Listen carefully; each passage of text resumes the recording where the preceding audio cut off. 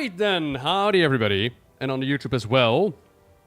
If you're listening in, welcome to yet another short story available on the WoW website. This is called The Lilac and the Stone by Catherynne M. Valente, if I pronounce it right.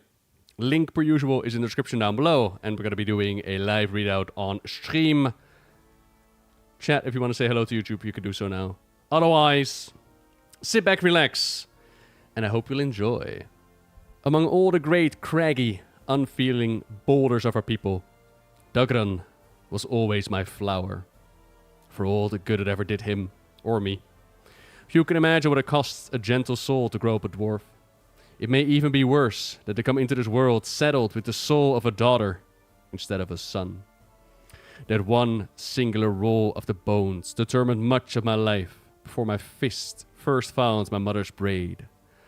My body robbed me blind with its first breath. It was a girl's, and therefore not what my father wanted.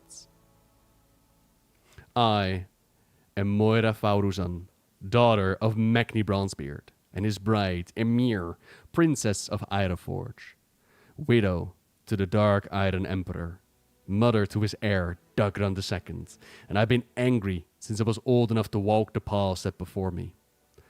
Sometimes I think my anger will outlive me, that they will close up the earth over my body, and long after I am forgotten, some brutal, black-hardened jewel left from my rot will work its way up out of the moss, hissing, spitting, and still scalding hot.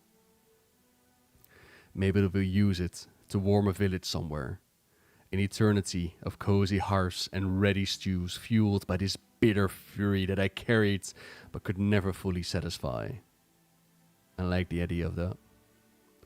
For a long time, I wore my anger on my chest, glinting like one of the gems on that shield they can't stop squabbling over, as if it could shield me, as if it could shield anyone. But in time, I learned that anger shown is anger wasted. It only puts others on guard, make them fearful or defiant, pushes them to dig into defensive positions, fuels rumors of madness and whispers of revolt, and blunts its own edge as even fear fades with overuse. So, I learned to make that shield gem inside myself, pushing the rage deep down into the caverns of my heart, compressing it into a crusted geode of pain, all so that my husband's people might like me a bit better. All my mistakes have come from that horrid, boiling crust placed inside me. Sometimes, I wonder who I might have been without it. I do not worry that my son will make those mistakes. I worry that he will never get the chance to make them. Because for all that, there is power in righteous fury, and poor Dagran does not even have that to protect him. In this great vast universe, that boy has never looked on anything with hate or disgust or fear or rage, only curiosity and longing to understand. He has no fury to keep him safe. He has only me. But all these great officials who gather here to bicker over old jewelry will not suffer me to stand between him and their punishing world forever. And we welcome them, despite the ugly expectations they wish to shackle to my son. We welcome them to Quenched Vessel Hall, my late husband's favorite retreat, a vast house built in the great caverns that make a whistling war flute of the subterranean plains that stretched out from Shadowforge City. We welcomed them. They looked at my child like he was a particularly unimpressive carpet. Quenched Vessel Hall is a pretty place, though too enormous to ever be called home. Dagran and I both have placed out the rough rock clerestories and walkways, the polished black marble, arcades over molten underground rivers, connecting one vast wing to another, the silver-sailed lancet windows and balconies woolly with fire bloom.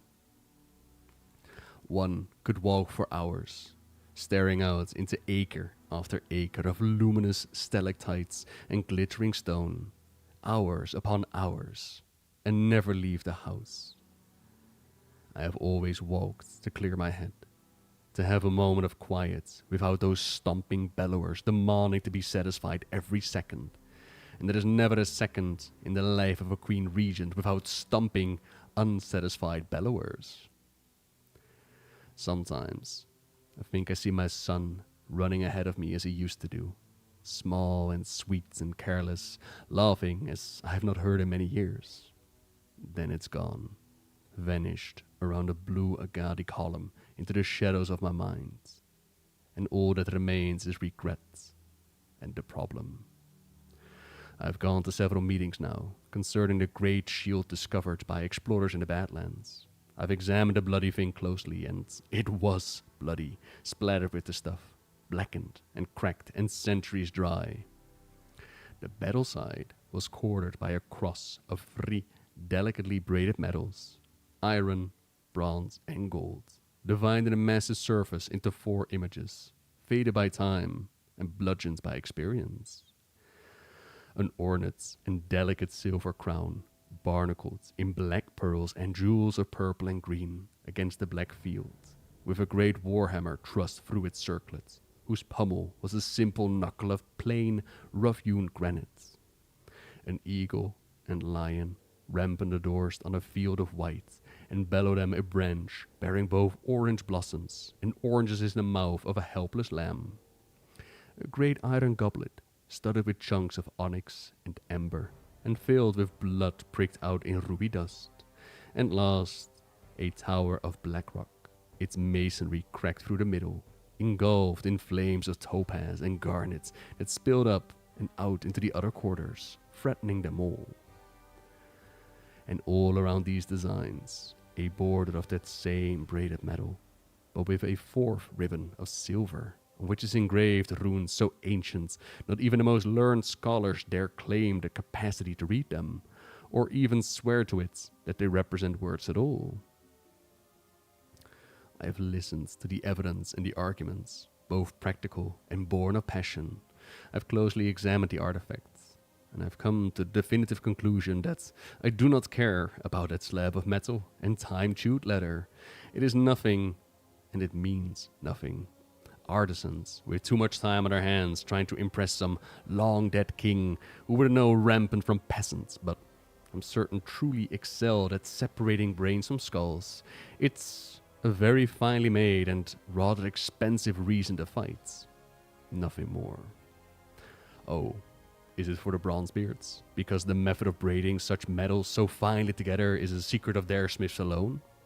Is it for the dark irons? Because the rubies and opals and onyxes were cut and finished in their style? Or is it for the wild hammers? Because the eagle and lion together make the griffin? Do let us consult the heads of all the great families. Perhaps we could have a war about it. And so on and so forth, for the whole long history of dwarven kind's struggle to stop being piles of rock and start being people. We certainly will get around to finishing the process any day now, but not today. Today they argued, then quarreled, then thundered about, puffing up their deltoids like birds in mating season. Then various mothers were insulted, and the standard past crimes dredged up. And then lunch. But lunch is never just lunch. Oh no, statecraft is tablecraft on both sides of the board. I suspected this lot starved themselves for a month before they arrived, so that their vigor and appetite, which cost the Shadowforge vaults, as dearly as possible. It's all a dance, a pretty pantomime, each step careful, graceful, precise, even as we all pretend to be big, brawling brutes with sword pommels for brains. Even as we all know it's going to end up in a museum or a monastery where everyone can look at it, but few will ever take the time. It's absolutely exhausting. And I am so much better at it than they are. How could I not be? Not one of these walking belches ever learned to bake their own bread, or bothered to scrub their own tables after they slopped ale all over it. And mind you, don't spoil the grain with your fat fingers, Grunt and Windwhip. Your griffin's arse flee. Oh, has Turn Barrelbane, the great bat fart of Ironforge, let the oven get too hot and spoiled the morning loaves? How many times shall the cook beat him? No times whatsoever. They were born for better things, weren't they? They are so terribly good at pounding on tables with their fists and bellowing demands, while I do the quieter work. It's beneath them to know a favorite meal can make a man more agreeable to a cause, or a luxurious bedroom set with the same flowers his mother once loved can soften his resolve, or sour ale that does not agree with his stomach can turn his temper against everyone equally, or how a little sticky latch on a stable might release his ram to mate with one of our ewes and remind him quite vividly of the value of alliances, or how guest gifts given with enough care can put him in debt without his ever even knowing he has agreed upon the terms. These proud strutters think the dance of state begins at their arrival. They cannot imagine the music began weeks before, nor fathom the advantage of owning the dancing floor. Did I try to teach my son these things? Of course I did. It took so long to understand them myself. I resisted all that for years upon years. I didn't want to know it. My mother's world, my mother's ideas, my mother's skills and subtleties, when I wanted only to become my father, body, soul, mind, and throne. Not only to become as he was, but for him to see it in me, see it for himself, and not because my dying mother told him to look. If I learned to bake the braided bread and spin the thinnest metal into linen threads to make it shine, memorize the leverageable childhood pains of every politically significant man in Casmodan, I would still be nothing to him. Magni Bronzebeard would never turn his face to his daughter and see a son. So many mistakes, because I wanted only to be like him, to solve every problem by making it bleed. So much pain, because other solutions didn't make me feel like my father's heir. So much ale spilled on so many tables, and for what? It would take years for me to mold myself into the leader my people needed, to bury my anger, to learn the ways of the Dark Islands, to stop letting my father's disappointment steal me from myself.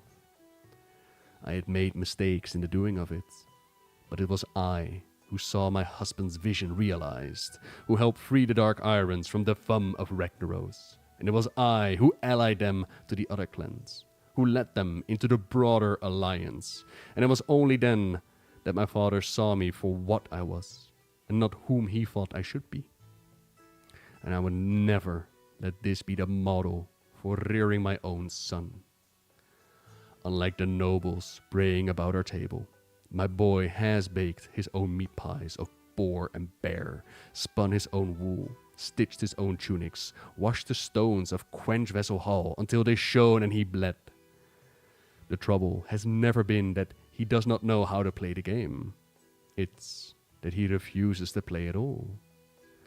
He will hole up with his books, pretend not to know these things. He will not behave like a dwarf, only like Dagran, and the flower among slabs of rock must appear to be stone or be crushed. The High Steward anchored cold feasts, prepared and set out the meal alone. The clan representatives ignored her as she entered. Who was she to them? Just an old woman. Might as well be a piece of broken furniture, fit only to rest a mug of beer on.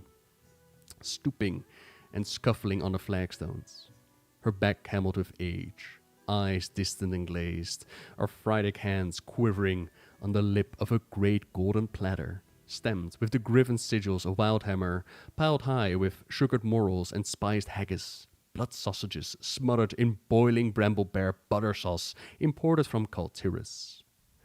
Gruntin was such a greedy, plump little cake snatch when he was a boy. I never once wanted to hear his mother complain about how he stained his leather with drips and globs of bramblebear butter sauce, but I am glad of her whining now. After settling Gruntin and Falstad Wildhammer, poor old doddering Engrid steadied herself as she slit a bronze platter stamped with the seals of Ironforge. The huge plate was crammed to the edge with icefin fillets, honey spiced lichen, tender boar stuffed with winter figs. Fern Barrelbane licked his chops. whenever he was ill. His old nurse made him honey spice lichen to suck on. It made him feel drowsy and agreeable, cared for and unthreatened. But Fern had not come alone. None of the clan sent only one mouth to argue with. The Bronzebeard representatives, my uncle Muradin, reached eagerly for a fistful of Arctic char from Dunmorrow, his favourites, preserved out of season. And then there's my plates, blackened iron, bearing bitter greens, crayfish hearts still in their shells, and a round of red-spiced braided bread seeded throughout with dried fruits, onions, bits of hard cheese, and morsels of bacon, as big as my heads, and twice as pretty. I know all this because I planned it. I learned long ago that I detest surprises. Though there was one I welcomed gladly. Engrid. Engrid is older than Magma. When the Emperor and I first came here, young and in love, and determined to fill every one of these rooms with a child, or at least exhaust ourselves trying.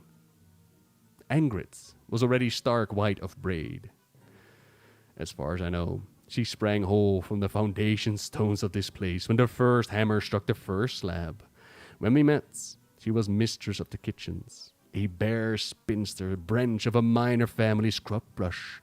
Now she is the singular gem set in quench vessel's hull's stark sprongs. Nothing passes her that she does not know. But few who pass here know her, and that is how we two have devised it since I became a widow. She became my spy master. Engrid's hand was perfectly steady as she poured hot vinegar into a stone bowl to dredge my crayfish through. Because her hand is always perfectly steady, unless I tell her it ought not to be. I make apologies for her infirmity and her hearing trouble when she possessed neither. The great clan leaders do not care. They do not even see her. She is nothing to them. We devised our finger language when I was a young bride, expecting to visit here often. Of course, I never got the chance to be an old bride. We became so quick and subtle at it that we would finish our conversation before anyone else thought to ask why I so incessantly played with my signet rings, or touched the prongs of my forks, or soundlessly tapped my knuckles with my thumb. "Where's my boy?" my fingers asked. "Where else? In the library," hers answered. "Still? What is he doing?" asked the raise of one eyebrow and a sharp dip of my chin toward the north wing of the house. "Nothing useful. No one ever sired an heir on a book. That's all I know," said the subtle movements of her fingernails on the edge of the plate, then tugging her wispy, snowy, mole-spattered mutton chops I've come to love so dearly. "Summon him. He ought to be here." "He will not come, my queen. You know that." Stubborn like his father. And mine. And you. I tossed a hard shell onto the floor and sighed.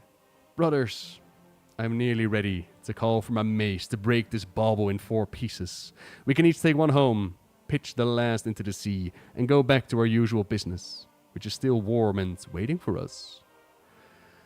"No one who thinks that would satisfy Ironforge ought to call me brother," Fern Barrelbane snarled. "The shield belongs to us. How can you deny it, a child of the Bronzebeard yourself?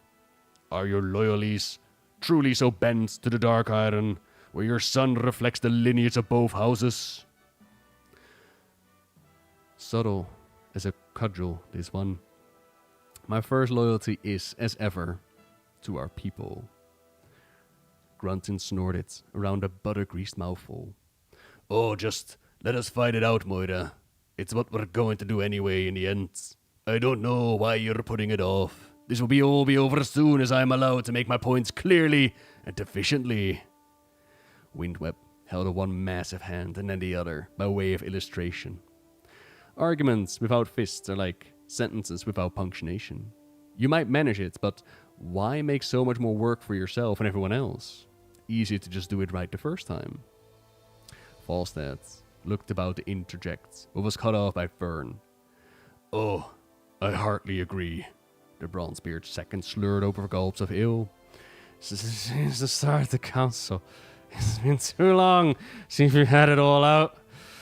Either amongst ourselves or with some third party. Give us a fight. More bottles of whatever this stuff is. More of this. Is there more of this? My own uncle looked me in the eye, his beard wet with food that I paid for. He cleared his throat as if he meant to say something truly meaningful. She won't let it come down to blows. She knows she'll lose, Grunting cut in, letting it lie there on the table like a new, reeking corpse. No one could be so uncouth as to refuse. He was waiting for a laugh, a grin, but I indulged him only with a sigh. I know what I am. I know my way in this world. All the careful foods and flowers and codes and whispers will work, but with a dwarf, you will always have to use punctuation too. As fast as my father ever taught me, I snatched the iron crab prong from its bowl, flipped my grip on the handle, and shoved it hard into the Wildhammer idiot's knee below the table, and he screamed in pain. "Come on, Gruntin," my uncle said. "You set yourself up for that one. Think we all know better by now, I twisted a prong into Gruntin's joints. His eyes bulged. I leaned in close, with the eyes of all those men and their seconds, and even the creatures on the shield boring into me, waiting to see which way it would go before choosing a side. The cowards. "Windwhip whelp," I hissed. "Did I lose against the Frostmane? Were you huddled in your keep, fearing me more than the trolls who threaten our lands?" Gruntin would not back with his mouth. His eyes said it, clearly and efficiently enough for all to see. "Go clean yourself up, boy," Murdin said. You never saw a room empty itself faster, except for my uncle, grinning fatly and smugly across the table. "Thank you for the assistance, uncle," I said, not without amusement. "Always happy to clear a bit of room for my niece to maneuver," Murdin acknowledged, inclining his woolly head. "I do hope you're right, and these lumps can be soothed by mummy's soup and daddy's favorite tune of the lutes. But I fear you may not be able to leverage this weight so deftly. They're egging you on, looking to test Dagran with all of this. They want to see what he'll do, the kind of heir he'll be. They won't go or settle this until he gives them that show." He speared a crab with his own dagger, one with no fancy sigils or jewels, just a hard, sharp, cruel triangle of metal accustomed to use. I did all of this for my son. I felt my face burn red. As heir to both thrones, he has the power to steer this council. But Uncle, if proving himself to the council, to the powerful families, is only a matter of brute force, you know he'll never be able to pull it off. I'm trying to make another way. A way for him. Titans know he's not even here to pretend he's ready for their sake. Murdin nodded sadly. "And they know it. They look for him around the doorframes, and every time he's not there, they question more and more whether he'll ever be." The old dwarf put his hand on my arm. "I know your father did not do right by you. He broke his promise to Emir to look out for you. Keeping someone safe does not mean you deny them the tools they need to make the way after you're gone, but it is not much wiser to protect Dagran so fiercely that he doesn't believe he needs armor at all, or that he will ever walk in that armor alone." Murdin slapped his knees with his broad hands and stood, adjusting his belt around his belly. The old bronzebeard warrior glanced at the bloody fork on the floor. "They'll want to reconvene in the morning. Bring him. He is of age. It's beyond time. He's a sweet enough boy, Moira. But he can't rule over dwarves if you won't even let him try to be one."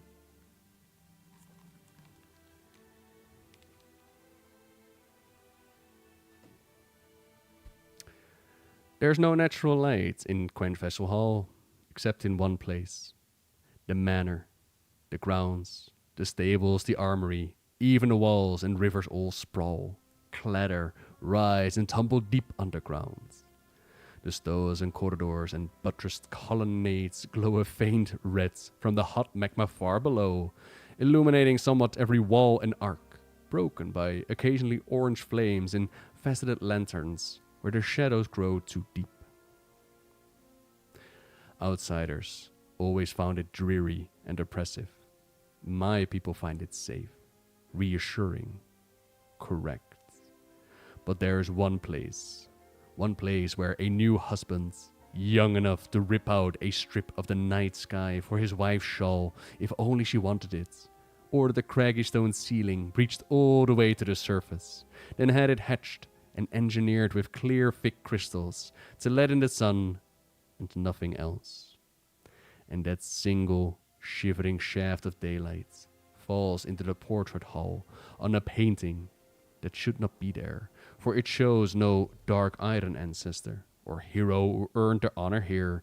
It is only a painting of my father, holding my mother's hand gently and looking at her with a private, naked fondness that no paint should ever be able to capture. There is no path to the great library from the meeting vaults without passing through the portrait hall. It pained me to look on it now, after all that had come to pass. My parents, illuminated by my husband's love, because I missed my home, never guessing how short a time I would be wed, and why. Magni Bronzebeard, my father, who could not let me be or use me well. He held my mother as she died, ripped apart by the ice trolls. He stared into the ruin of her guts and swore to be my true father, to be there for me always. And besides those nice words, his only action was to teach me to hit everything in my way as hard as I could. That is not how my father was taught. I suppose he thought it was, because he enjoyed the hitting parts most, so he remembered them best. But from the moment he drew breath, everyone, from the nurses in their veils to the soldiers below in the courtyard, believed him to be competently violent and strong.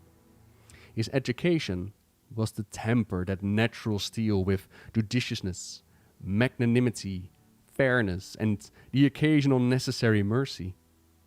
With my first breath, my father knew me to be inferior, weaker, softer, sweeter scented, unserious, ignorable, small, given a girl to raise to a throne.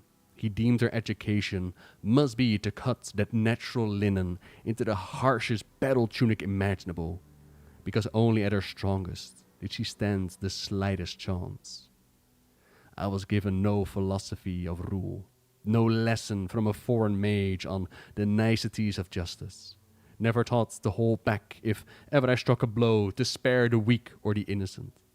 A prince who does not use all his strength is still fearsome, even wise and merciful. A princess is merely that, a princess. If she does not swing with every crumb of might, she may never get to swing a second time. But perhaps that is not fair. Magni thought those things. Magni arranged my world so, but there are daughters taught not so, and sons as well. Perhaps because my father loomed so colossally in my view, I could not see that my pain was only his made flesh, and not every eye in the world was cast against me, because I could not be his son. I tried to do better with Dagran.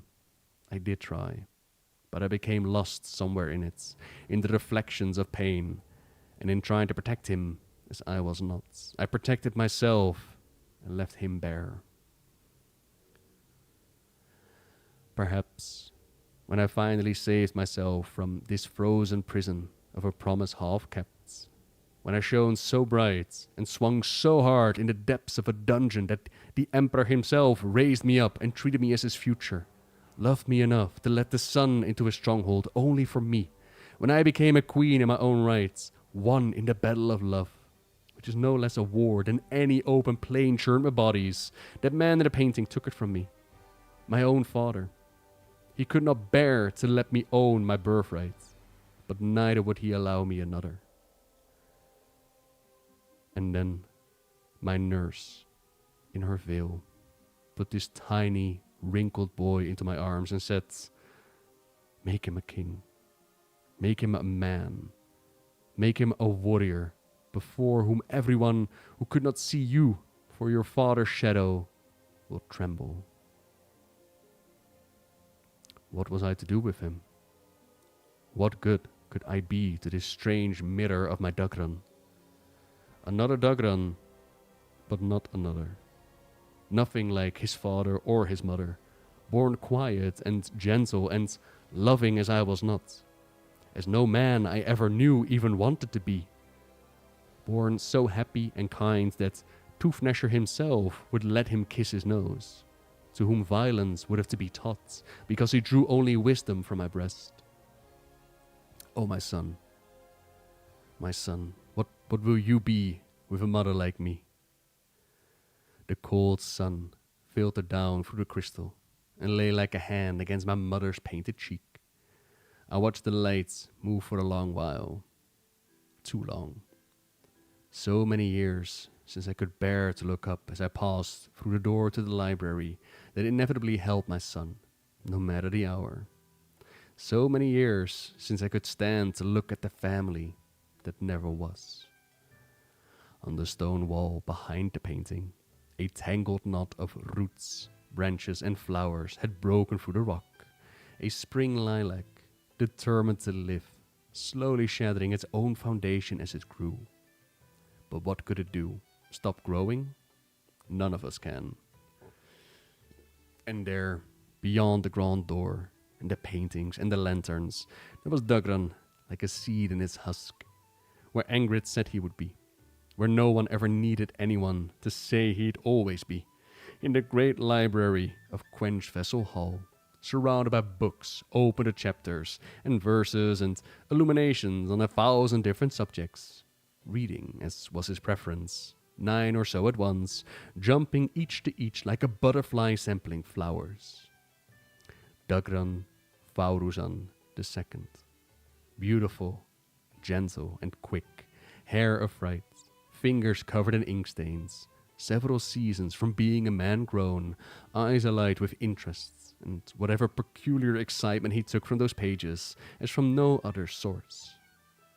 On the southern wall, Dagran had hung a length of parchment, bearing a detailed, carefully shaded drawing of the damned shield in all its confounding mystery. Half of it was painted in brilliant colors, the precise colors of the real thing. Half was still stark charcoal lines. It really was quite an extraordinary likeness. Even the dried blood and dents were perfectly duplicated. "Did you draw it?" I asked my child. "What?" Dagran asked, startled as out of a dream. He groped for a pair of spectacles, a thing I'd hardly seen a handful of dwarves come near in all my days, though only the gods know how many of them are half-blind and full proud enough to need them badly, but never admit it. The boy shoved them onto the bridge of his nose, under his wild explosion of white hair, long ago fallen loose from its braid. Oh, that's... Of course, who else? It's very good. If you say so, it's not really important. How not? All these men have swaggered here, strapped with enough weapons to pass for porcupines over the thing. It's what I've come to talk to you about. Well, of course it's important, but it isn't at all. The shield is just letter and metal. It's nothing dreaming of being something. The drawing of the shield has as much meaning as the shield itself. Both can be true. Do you see? When it came to Dagran, I rarely saw. How long has it been since you've eaten? The heir of the two clans hitched up his trousers, like a babe not yet grown into them. So thin, so frantic with energy, he waved me off. I can eat any time, but I'm so close to figuring it out. It's the words I can't get hold of. Dagran flitted from book to book to book, some as wide as my own arms outstretched. There really isn't a language in Azeroth I don't have a toehold on. Some of the very dead ones, I might only grasp the basics, but once you know one, the others sort of open up like a puzzle box. There are only so many ways to put words and symbols together, but I can't nail down a thing about the inscription. The runes don't play well in any tongue I've even heard whispers of. So I thought might be able to track down that tower. Maybe it's not just a pretty design, but a real fortress that existed somewhere in some era. Then I thought I might be able to find the artisan who made it. Match the style to those huge heraldic books I used to love.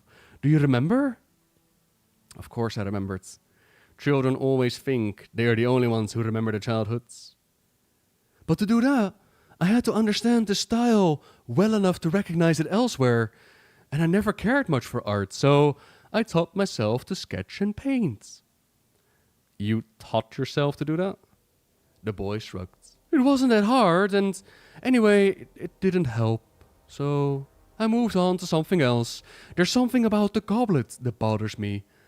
He scrambled over to yet another huge tome, half forgetting I was there. Dagran, I have to talk to you.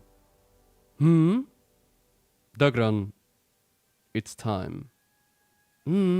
Time, yes. You know, you're in this one, Mother. I didn't ask. Nothing in a history book concerning me would be kind. Dagran, please. It's time. Your time. He stood up suddenly. All the blood ran out of his dear little face. Oh, he mumbled. Oh! Muradin won't continue the negotiations without you. They've been counting minutes for you to come of age, so they could be rid of me at last. I'd rather it keep being you forever, he said quietly and with such defeat in his voice. No one gets what they want, I snapped. Only the scraps from fate's table. Now, you've got to decide, and I cannot do it for you. The easy way or the hard way. Continue as one of the three squabbling clans in the council, or seize the throne of both your bloodlines and break it. But if you take the latter, you may pay for it in blood. Dagran frowned. He never showed anger on his face. Most thought he had none of it in him, but I knew. His frown is another man's shriek. And how am I to rule? Am I to be like Granda? He turned a page of a tome. My book says that he is the reason father was slain. Or am I to be like you? He gestured at an open book. This says you were cruel, and hasty, and merciless. Is that what you want me to be? How should I not be angry? Oh, my love. Books, they're such unfaithful things. Once you write something down, it's just exactly the same as if it really happened, even if it's not how the day itself went at all. I don't need to read that to know what it thinks of me. They'll tell you I was proud and unyielding, that I ruled with an iron fist. I ask you, what other sort of fists was I meant to use in Casmodan? Better yet, what did I do that no king has done before and be called great for it? He did not answer.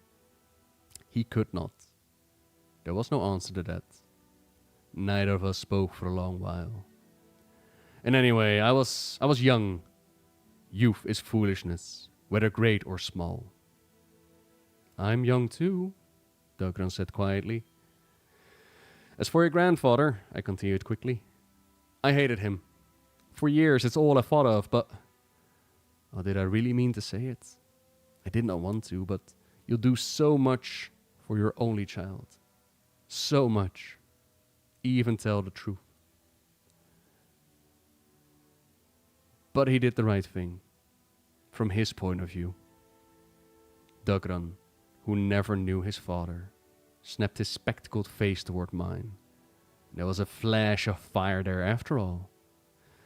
I don't believe that. I don't think Granddad does either. Tears poured down my face. I did not feel them. This may be bitter soil to plant, my son, but it is spring, and you must, or there will be no harvest. The time for learning is over. The time for action has come, and I am so sorry it has. Please believe that if I could take this burden for you, I would. I would have long ago. I sighed. I took a last glance at the half-finished painting. So skilled. So wasted. Look up when you leave this hall. Above the door, you will see your last lesson.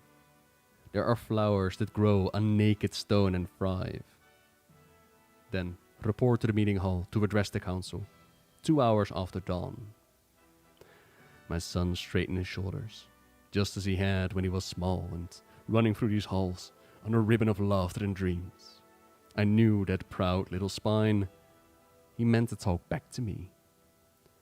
The time for learning is never over. I sent Angrid to prepare the morning meal and lay it out for the dignitaries to feast on before the council meeting began, hoping full stomachs might soften whatever was to come. She returned far too quickly. "Madam," her finger said brusquely, "there's nothing for me. It is done." "Impossible," I replied, already fastening my cloak around my shoulders and pulling on my boots, but it was not. When I entered the great room, I saw a table already groaning, clusters of nobles already loosening their belts to let their bellies breathe. Grunting Windwhip's knee was bandaged below the board, and he glared at me with one resentful eye. The table was perfect. Each dish matched each lord, each mug of ale carefully watered to fuss tempers, but not reason, and even the cutlery engraved with the seals of each dwarf's house and lineage. And Dagran, Vauruzan II, stood at the head, where he had been pushed all his life to stand. But he had set his table himself, relying on no servant to do his work. His fingers flashed briefly against his belt, quick and nimble. "Mother," his finger said, "everything's going to be all right." I never taught him the signs Angrid and I devised so long ago. I never taught anyone. He had only watched for all his life and learned. "Honored guests," the child began, and by the time he finished, he would be a child no longer. You are all fools." The piece of hunger sated vanished in a roar of fury from all assembled. Half a dozen hands went for half a dozen hilts. "You're all fools." Dagran held up his hands. He did not bellow. He did not roar. He did not strike a blow to cow the rest. But they listened, as they never had, even when I did all those things. The bastards. "You are fools, and it's exhausting. I know books are less entertaining than hitting each other because your precious feelings got hurt." "Feelings?" screeched Gruntin, a bloom of blood appearing on his bandage as his stitches popped free. "I do apologize. Would you prefer honor? There's little enough difference." "Watch your tongue, lad," warned my uncle. "I have. Very well. It is tongues that have troubled me so. That's," he gestured at the inscription on the great ancient shield, "is no tongue recorded by any of the varied races of Azeroth. So why take the time to work it so finely into a shield?" The gathered officials blinked in confusion, and Dagran smiled patiently. "A shield. What is a shield for?" I confess, I quite enjoyed watching these men who spat on me half my life squirm in their chairs like students who had shirked their lessons. "Protecting the guts?" one of the Bronzebeard seconds ventured bravely. "Yes, and in that capacity, what tends to happen to shields?" Dagran led patiently. "They get bashed in quite a fair bit," Muradin answered, beginning to catch on. "Exactly. So why bother with all this fancy nonsense? Why take weeks upon weeks to paint and preserve and empt with jewels, to inscribe runes all the way round and cross the middle, to braid 3 metals together and filigree them like a lady's bracelet, just so someone can swing a mace into it and send all those pretty gems flying? I've seen your shields, and mine. I've stretched leather and beaten iron to make them. We're practically people. We wouldn't throw away the richness of our minds and the skill of our greatest minds on a shield. A sword, perhaps. Parade armor, possibly a crown, certainly. But a shield is not jewelry. It is a tool, and this is as useless as a tool." Doubtful murmurs circled the table. More piles of pies and roast joints and fillets went into nervous gullets. "Look at it. Every jewel's intact. If this shield ever saw a battle, there be but empty prongs left." "But it's got blood on it. And it does bear marks of action, Sir Barrelbane protested. Does it? Asked Dagran thoughtfully, as though that had not yet occurred to him. Is that blood? Or is it paint? Or something even stranger? As for the little wounds on the metal here and there, Dagran asked Runtin for his stormhammer, Fern for the warblade, me for my blade. He held each of them against the damage on the shields. None matched. Then the child, who would be emperor, pulled a small, delicate hammer and a pair of pincers from his own belt and laid them against the divots.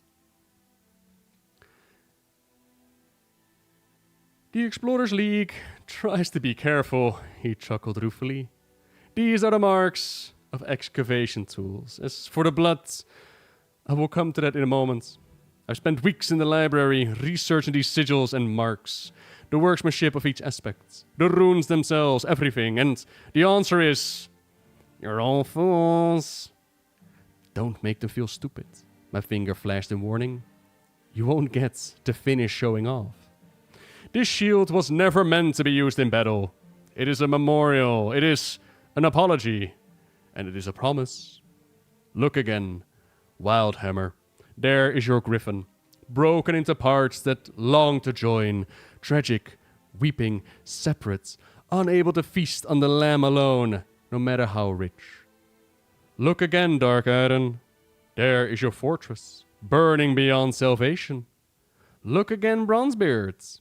There's your goblet, raised in the great halls of Ironforge, filled not with blood, but with wine, and all alone, without your comrades to feast alongside you. Dagran raised his piercing eyes to me. Look again, Mother. It is not only a crown in the upper quadrant. It is a queen's crown, and thrusts through it a single hammer. Not a warhammer, just a hammer. A hammer to build, not to break. To raise up cities, not to raise them. The shield saw no battle. It was crafted with all this care to tell a story. A story about what happens to our people when we war one with the other. But we came together once. 3 metals, iron, bronze, and gold. Dark iron, Bronzebeard, Wildhammer. We came together to swing our hammers for something greater than shattering bones or filling coffers. Before this council, before Modimus, before Bronzebeard and Wildhammer and Dark Iron, sometime in the ancient past, our people knew no division. All our clans were one, under a queen who had a son with a builder's hands. Vern rolled his eyes. How can you possibly know all that? Because I can read the runes, Dagran said simply. The trouble of it was the trouble of us. Thinking those sigils were all one language, one clan's words, one clan's ideas, one clan's way of being. They are not. They are all 3. Each rune is a chimera, a beast formed of the parts of other creatures. 3 of them. The long slash of ancient Wildhammer script here. His quick, clever finger shaped the characters and enemies in the air like a painter.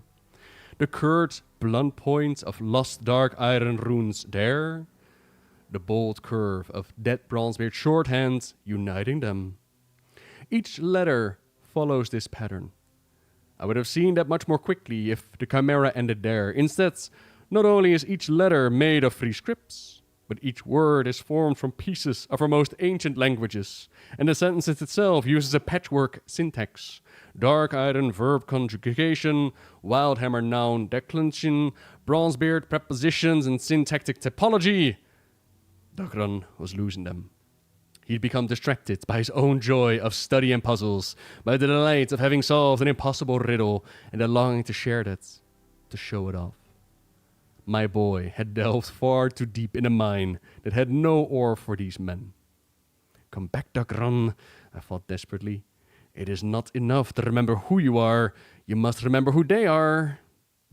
I opened my mouth to write the course of things, to do as I had always done, to guide and coral and make certain my child did not teeter too thoughtlessly on one of a million steep staircases down to a stone floor. But I did not. I opened my mouth and closed it again. I clenched my fingers tight. If he could not write his own course now, with these great men hanging on his words, he never would. No battle wound has pained me as much as sitting still did then. Never one. My child stopped. He closed his eyes, cleared his throat, and began again. And if I'm right, they are not just runes. They are a spell of restoration. If I speak the truth, it will show itself. Dagran Faurusson II ran his finger across the inscription on the cross's bar.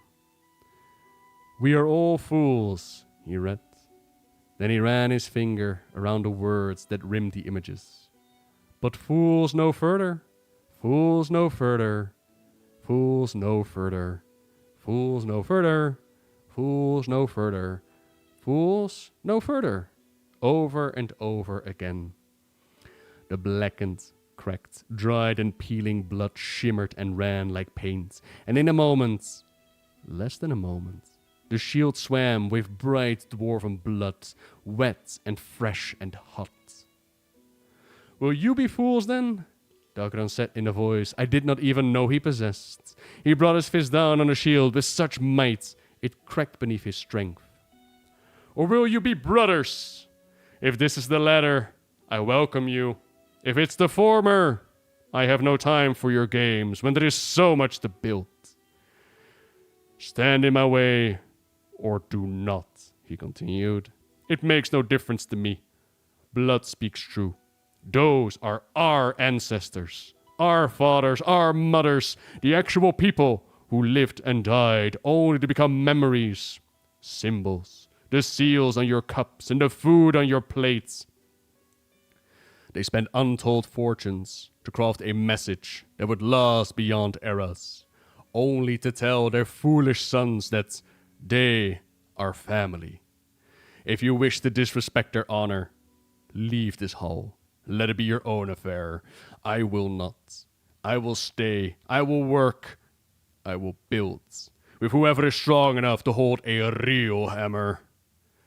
Dagran tossed the excavation tools on the broken shield and strode out of the room. Follow me. Do not look behind you, his finger urged. I did, and in that moment truly thought I could not be more proud of the child I brought into this dark world. They will stay, he said beyond the door, though I felt more certain in the planning.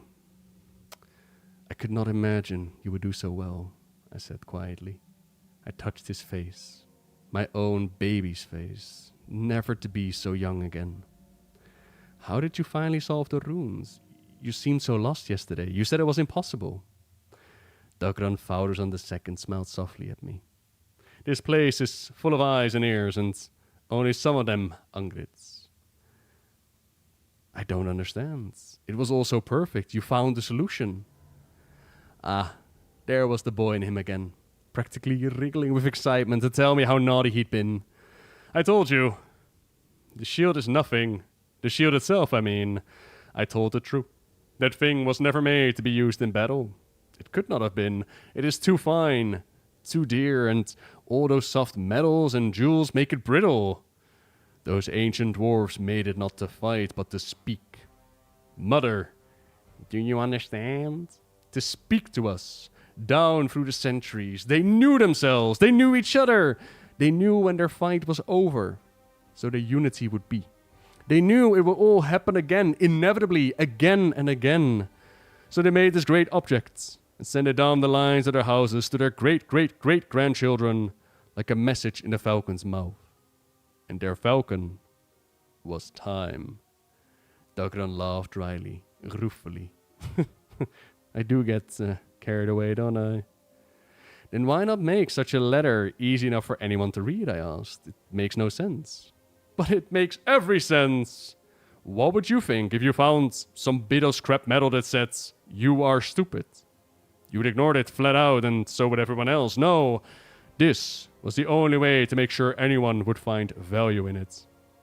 If it was rich enough, and strange enough, indecipherable enough, then all the clans would have to come together to argue and fight over it, to claim it for their own. And together, perhaps there might be enough of them that they would have all the pieces needed to comprehend the enormity of what our ancestors were trying to do.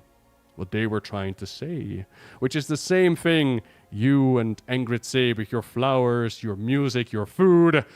Remember who you are, because who you are is what we are. That shield and that vase of blossoms are the same gesture by another hand. No, it had to be a puzzle so good that no one could comprehend it alone. Dagran smiled to himself. And in that moment, he looked so much older, so terribly grown. As are we all, I suppose. Oh, I can't imagine how long it took to plan, to bargain, to spin out gold as fine as threads, hammer out jewels as thin as ice over a winter bassin, to devise the gambit. It must have been... Mother, I think it must have been someone like me who did it, who fought it into being and summoned the falcon to fly it into a world he would never know. The light of days on the other side of this one, of his own allotted span, or hers. I narrowed my eyes. I know my son. I do know him. And you couldn't help adding your flourish to that lost soul's work, could you? Dagran glanced up at me through his lashes with a shine in his eyes. I may have helped a little with the blood spell. Linguistics are quite enough to excite me. I suspect my great-uncle and his peers would need something more obvious. I wanted to laugh and whisper and take apart every moment of this victory with him as we used to do when he was small and its only battles were with wooden dwarves and bathtub trolls.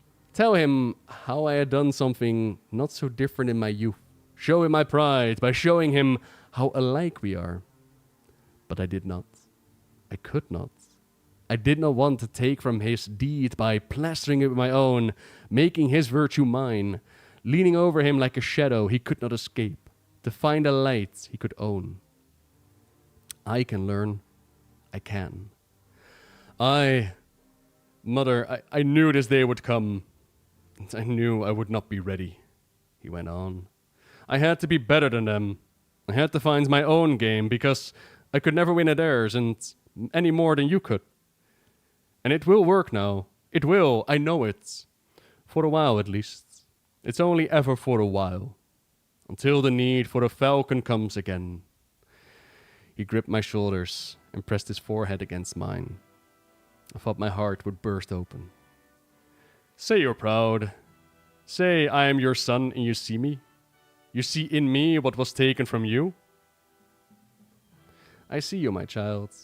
My son, I see you. I whispered through my tears. I was wrong about him. We all were.